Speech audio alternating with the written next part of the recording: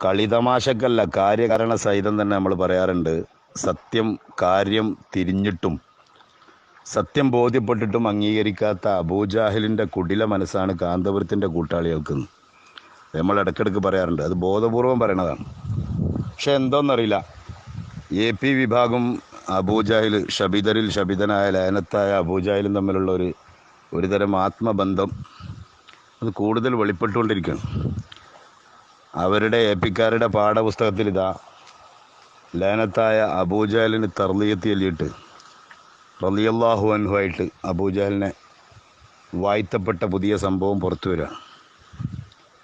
ഒരിക്കൽ ഇവരെ പ്രഭാഷകൻ മമ്പാട്ടുകാരൻ സക്കാഫി പോസ്കോ അവൻ പ്രസംഗിച്ചല്ലോ, ഞങ്ങളെ കാര്യം കാണാൻ ഞങ്ങൾ ആരും ഞങ്ങൾക്ക് സ്വീകാര്യരാണ്. സാക്ഷാൽ അബൂജാഹലാണെങ്കിലും, അത്രമേൽ ശബിതനായ അബൂജാഹലാണെങ്കിലും ഇവർക്ക് സ്വീകാര്യനാണത്രേ. അത് മമ്പാട്ടുകാരൻ പ്രസംഗിച്ചതാണ്. എന്തോന്നറിയില്ല, ഏതായാലും AP വർഗത്തിൻ്റെ അബൂജാഹൽ പ്രേമം കർമ്മപദത്തിൽ അവർ പ്രയോഗവൽക്കരിച്ച് കുട്ടികളെ പഠിപ്പിക്കുകയാണ്. അബൂജഹൽ റളിയല്ലാഹു അൻഹു. ഇതങ്ങനെ തീരണ കുരുത്തക്കടല്ല, നിരന്തരമായ മുഖംകടൽ AP-ക്കാരെ വേട്ടയാടിക്കൊണ്ടേയിരിക്കും. ഒന്ന് കഴിഞ്ഞിട്ടേ ഉള്ളൂ. മഹത്തായ സമസ്തയിൽ കുത്തിത്തിരിപ്പുണ്ടാക്കി പുറത്തു പോകാൻ ഉള്ള ആൾ കാന്തപുരടങ്ങിയ വിഭാഗം ഒരു കാലത്ത് പറഞ്ഞ കാരണം, സമസ്ത കേരള ജമിയത്തുൽ ഉലമയുടെ പാഠപുസ്തകത്തിൽ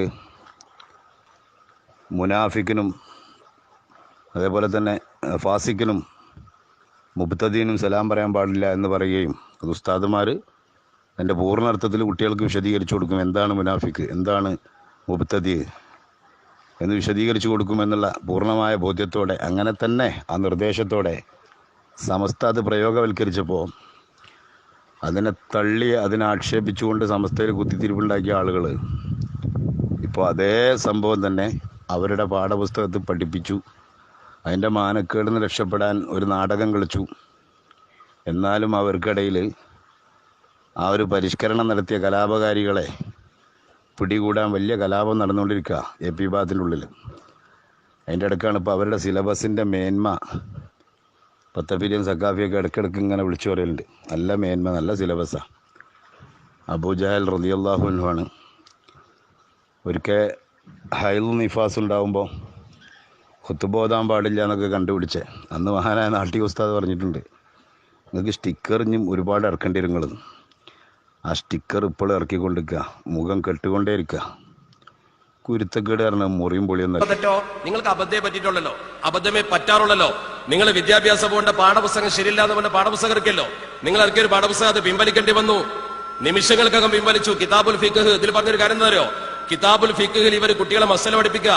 അഹ്കാമുൽ ഹൈദി വൻ നിഫാസി പാഠം വന്നു നോക്ക്.